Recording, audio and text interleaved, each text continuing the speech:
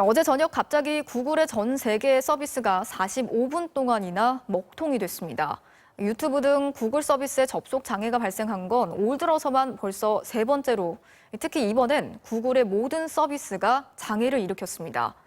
이용자들의 불편이 컸지만 구글은 이번에도 공식 사과조차 없었습니다. 정진욱 기자가 취재했습니다. 어제 저녁 진행된 한 유튜브 개인 방송. 갑자기 댓글 기능이 먹통이 되자 진행자가 당혹감을 감추지 못합니다. 나 안 나와? 왜 갑자기 저 나옵니까? 안 나옵니까? 여러분. 뭐지? 댓글을 달기 위해서는 로그인을 해야 하는데 이게 장애를 일으킨 겁니다. 방송은 분명히 나오거든요. 방송은 여기 나오는데 왜 댓글이 안 되죠? 유튜브뿐만이 아닙니다. 구글 지도와 메일, 클라우드 등 로그인이 필요한 모든 구글 제공 서비스가 어제 저녁 8시 반부터 45분간 먹통이 됐습니다.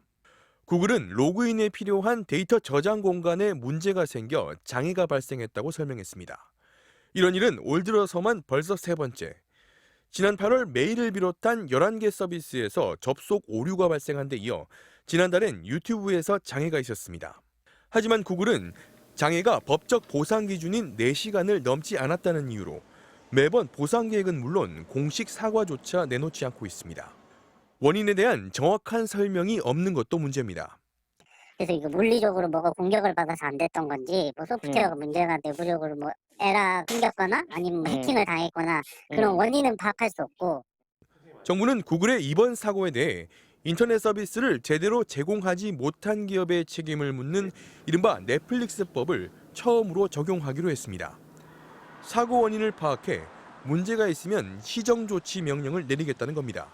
하지만 넷플릭스법엔 보상 규정이 없는 데다 구글이 이 시정조치를 위반해도 2천만 원 이하 과태료 부과가 전부로 되어 있습니다.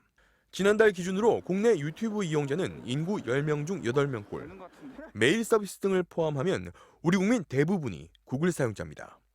MBC 뉴스 정진욱입니다.